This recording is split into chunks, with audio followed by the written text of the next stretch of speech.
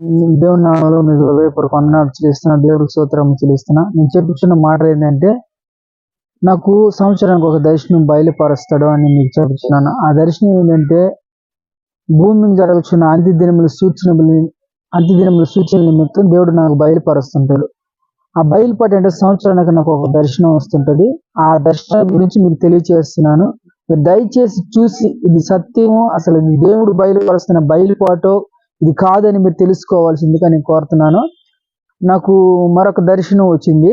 అది ఎప్పుడు వచ్చిందంటే 2023లో ఆ దర్శనం వచ్చింది. ఆ దర్శనం ఏంటంటే, ఓ రేత్రి కాలం నాకు ఆ దర్శనం దేవుడు బయలుపరిచాడు. ఆ రెండో బోరకు సూచనలు బయలుపరిచాడు. ఆకాశంలో ఒక దేవదూత వచ్చి బూర ఊదుతుంది. ప్రేమ దేవుని బిడ్డలారా, ఆకాశంలో ఒక దేవదూత వచ్చి బూర ఊదగా ఆ బూర ఎప్పుడు ఊదిందో ఆ బూర ఊదటంగానే ఇటు ప్రాంతంలో భూమిని చించుకొని కొన్ని శక్తులు అంటే కొన్ని జంతువులు లాంటి శక్తులు భూమిని చించుకొని పైకి వచ్చేసినాయి. అవి పైకి రావటంగానే ఆ ప్రాంతం అంతా చీకటిగా మార్చబడిపోతుంది.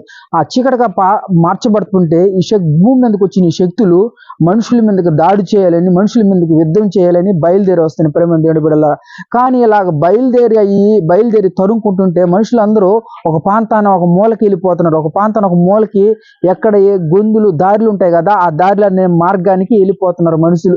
అలా వాళ్ళని అవి ఎంబడించుకుంటా వాళ్ళని చంపివేయాలని చెప్పేసి వాళ్ళని గడిబిడి చేస్తా పోతున్నాయి. ప్రేమ దేవుని బిడ్డల అటువంటి దర్శనం పడింది. ఇటువంటి దర్శనం పడితే దానికి ముందుగా ఒక రైలు పటాలు ఉంటే ఆ రైలు పటాలకి ఒక పెద్ద బలమైన జంతువు, బలమైన దురాత్మది. ఆ జంతువు ఏం చేస్తుందంటే ఆ రైల్వే పటానికి అడ్డంగా పోతుంటే అది రైలుని ఢీకొని గలిగిన శక్తి అది రైలు ఏదైనా దాన్ని పడదోయగలిగిన శక్తి అది ఆ ప్రాంతాన్ని అలాగ పోతుంటే నాకు దేవుడు బయలుపరుస్తున్నాడు. ఇప్పుడు ఈ రకంగా బయలుపరిచి నేను కూడా భయపడిపోయేసి నేను కూడా వాటి ద్వారా నుంచి తప్పించుకోవాలని చెప్పేసి నేను కూడా ఇలాగా లగ్దోల్తా నేను వస్తున్నాను. లగ్దోల్తా వస్తుంటే నాకన్నా ముందు చాలా మంది దాన్ని చూసి పారిపోయిపోతున్నారు.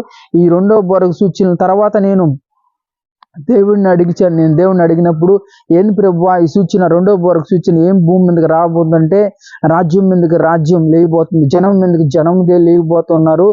ఈ రీతిగా దేవుడు ఆ బైబిల్లో రాయబడిన మాటలు చెప్పాడు. ఈ రెండో బోరకు సూచన అని ఇలాగ చెప్పినప్పుడు నేను అలాగా ఇది ఏ ప్రాంతాన్ని ఏ రీతిగా జరగబోతుంది అని చెప్పినప్పుడు, కానీ ఇప్పుడు నేను చూస్తే భూమి మీద మణిపూర్లో భయంకరమైన ఘోరం జరిగింది. ఇజ్రాయెల్ దేశంలో యుద్ధం జరుగుతుంది. ఈ రీతిగా దేవుడు బయలుపరిచాడు. ప్రేమ దేవుడు ఈ రెండో బోర గురించి నాకు దేవుడు బయలుపరిచిన ఈ బయలుపాటుని నేను తెలియజేస్తాను. ఎందుకు తెలియజేస్తానంటే, మీరందరూ దేవుడు నమ్ముకున్న వారందరూ, రక్షణ పొందుకున్న వారందరూ, ఎవరికైనా దేవుడు రాకడంటే సిద్ధపాటు ఏమి ఉంటుంది.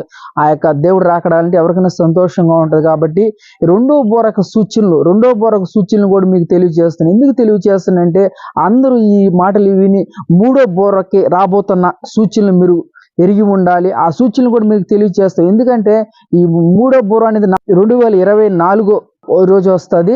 కానీ దీన్ని మీకు తెలియపరుస్తున్న ప్రేమ దేవుని బిడ్డలారా,